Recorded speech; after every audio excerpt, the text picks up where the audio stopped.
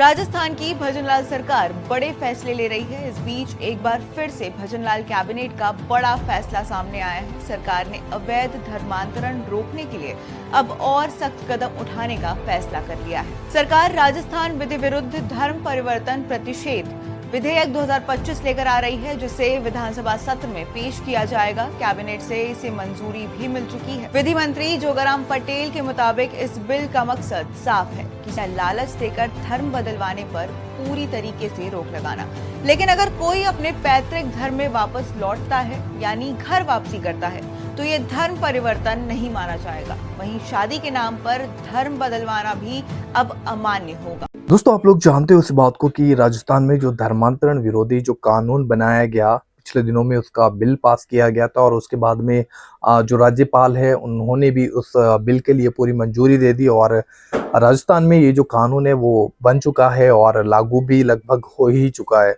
लेकिन दोस्तों, आज की इस वीडियो में मैं आप लोगों के साथ अंकुर नरूला जी का एक वीडियो शेयर करने जा रहा हूं, जिन्होंने जो भारत के अंदर लगभग 11 से 13 जो राज्य हैं उनके अंदर जो नए कानून बना गए धर्मांतरण को लेकर, उन कानूनों के बारे में कुछ बात कही और साथ ही उन्होंने कहा कि जो अमेरिका के अंदर जो क्रिश्चियन लोग हैं और जो भारत के अंदर जो क्रिश्चियन लोग हैं, कहीं ना कहीं हमें अमेरिका के साथ तालमेल बिठाना चाहिए।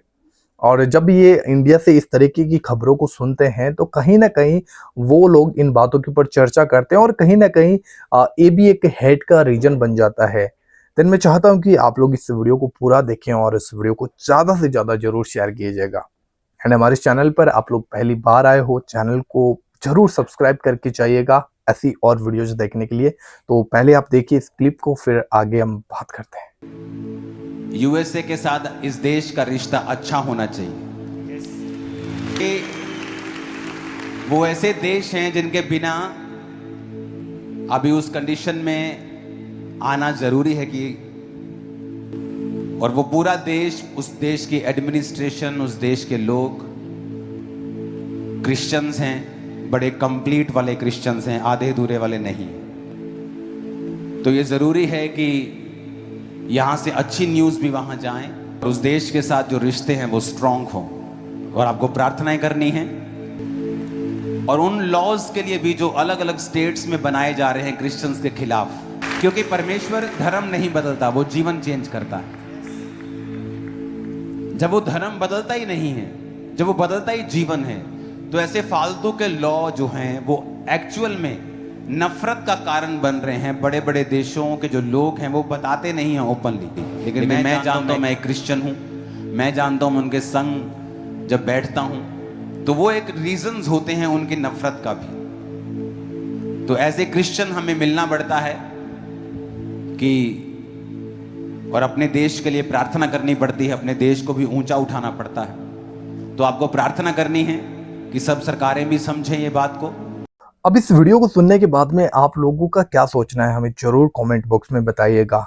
और जैसा कि आप लोग जानते हैं कि केवल राजस्थान में नहीं, राजस्थान के अलावा लगभग 11 या 12 राज्य और होंगे जिनके अंदर ये जो धर्मांतरण को लेकर जो कानून बनाए गए हैं वो वहां पर लागू भी कर दिए गए हैं। और पिछले दिनों में सुप्रीम कोर्ट से एक इसके ऊपर एक जो जांच निकल कर आई थी, वो सुप्रीम कोर्ट ने इस बात को बोला था कि जो राज्यों के अंदर जो धर्मांतरण जो विरोधी कानून बनाया गया है, सरकार से उन बातों के लिए सरकार ने जो सुप्रीम कोर्ट है उन्होंने इस बात के लिए उससे जवाब मांगा। दोस्तों आने वाले दिनों में उस बात की सुनवाई होने वाली है, तो उस पर देखते हैं कि उसके बाद, उस सुनवाई के बाद में सुप्रीम कोर्ट का क्या फैसला है वो सामने निकल कर आता है।